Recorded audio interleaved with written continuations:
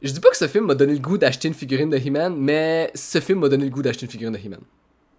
Lundi passé, je suis allé voir le film Les Maîtres de l'Univers et je pensais pas autant triper. Parce que oui, j'étais pas super familier avec le personnage de He-Man, si ce n'est que ce mime culte qui fait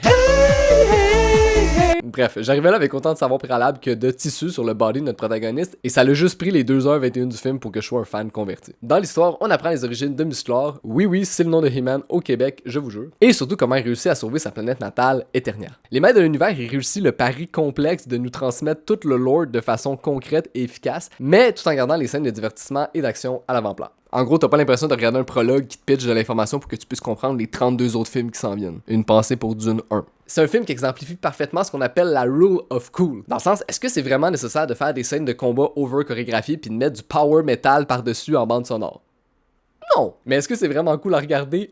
Absolument. D'ailleurs, j'ai trouvé qu'il y avait un effort d'authenticité dans la façon dont on présentait ce cool-là qui venait d'une autre époque. Et ça, même si à plusieurs reprises, on s'appuyait sur le quatrième mur, comme pour se donner la permission d'apprécier. Parce que oui, je veux jaser dans une prochaine vidéo de ce rapport-là au kitsch et de comment est-ce qu'on devient cool par le détachement puis le sarcasme, en faisant un parallèle avec la culture du grinçant, la cringe culture. Si ça te parle, abonne-toi pour pas rater la vidéo qui s'en vient. En terminant, même si l'histoire est assez directe, j'ai beaucoup aimé la psychologie du protagoniste. Il y a cette vision du dialogue avant la force brute, sans pour autant effacer la nécessité d'agir. Je trouve un propos assez intéressant et nuancé, pour un gars pourtant fait en muscles. Les Maîtres de l'Univers, c'est à l'affiche dès vendredi, ce 5 juin. Si tu te demandes, oui, ça vaut la peine de le voir sur un gros écran. Et merci encore à Minafilm pour l'invitation à l'avant-première.